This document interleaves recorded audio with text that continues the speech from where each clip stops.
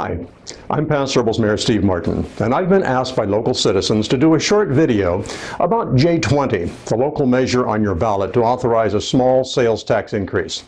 I'm doing this on my own time, using my own resources, and I'm happy to answer these questions about J20 to the best of my ability. First question. Explain in detail what the passing of J20 will mean to the citizens of Paso Robles. Why do we need this funding for our police department and fire department? Why do we need to add an estimated $5 million to our current roads budget? The passage of J20 will mean that for 12 years, or until repealed by the citizens, each time someone spends $1 on taxable goods within the city, they will pay 1 extra penny. This 1 additional penny will produce an estimated $10 million per year. According to studies produced by local law enforcement and fire services, our police and fire are understaffed for our current city size of 32,000 people. According to engineering reports, our existing streets will continue to deteriorate without additional repairs. To be clear, our need to address police and fire services and street repairs is immediate and has little to do with projected population growth. These departments need more personnel and resources to address the needs of our current citizens now. One point of interest to remember is that because of tourism, about 40% of sales tax generated in our city is paid by out-of-towners. Next question. Will all of the estimated $10 million revenue raised by Measure J20 during the first year, and then 4 years after that an estimated $40 million over 4 years, in fact go entirely to police and fire until the current tax measure funding that allocates $5 million to roads sunsets in 2024? Then after the sunset of the current tax in 2024, is that when we would see the proposed allocation of approximately $5 million for roads, $4 million for fire department, and $2 million for police department? Surveys of residents show our top 3 concerns are police, fire, and road repairs. Through an open public process, we have prioritized these areas. We planned for the expansion of the police and fire departments. We have spent millions of dollars each year on street repairs. These priorities are critical to public safety and to the maintenance of our quality of life. The timing of these expenditures has not been set. We rely on the recommendations of our public safety officials and the input of citizens through the public process to tailor these expenditures in the most efficient way. Next question.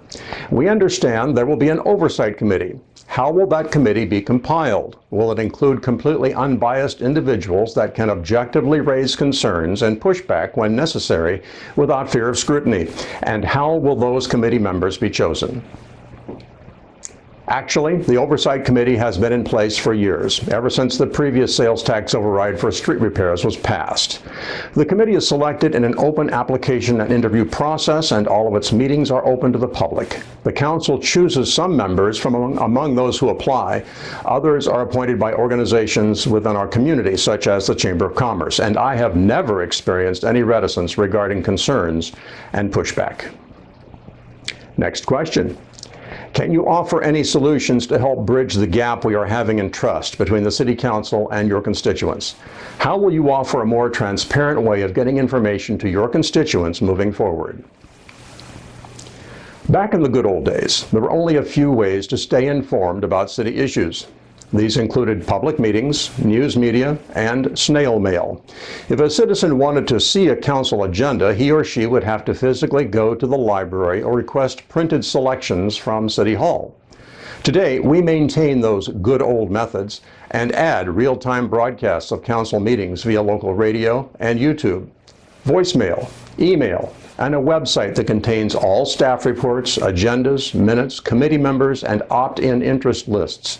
These opt-in interest lists allow citizens to sign up for notifications of actions regarding issues they're interested in. We also sponsor town hall meetings and Paso Talk sessions where we share information about specific issues and programs. I personally answer all phone calls, emails, and snail mail quickly. I maintain a mayor's website at my own expense and write columns for local media and appear regularly on news interviews and talk shows. That being said, there's always room for improvement, and I invite those who feel the need for more transparency to contact me with ideas. 805-227-7210 or smartin@prcity.com. At a time when we need to spend more on police, fire, and roads, we are also impacted by the effects of the pandemic. We've made severe cuts in spending, including personnel. We project annual spending cuts of $7 million for the next 2 years.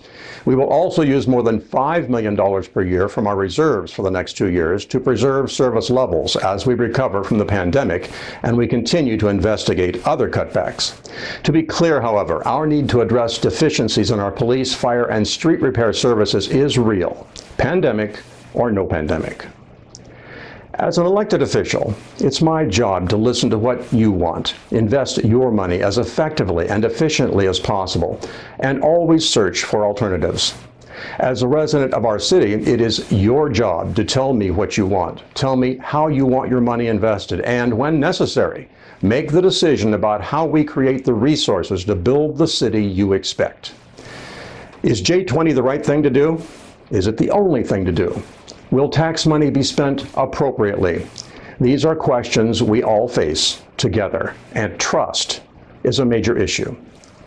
I've lived in our area all my life, and I've served on the City Council for a total of about 17 years, and I've worked for the Main Street Organization, the Chamber, and many others.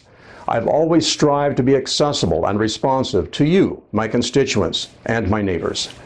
As a former journalist, I fight for openness and transparency in government. You've trusted me for a long time. Now I trust you to learn the facts about J20 and make an informed decision. This is your decision.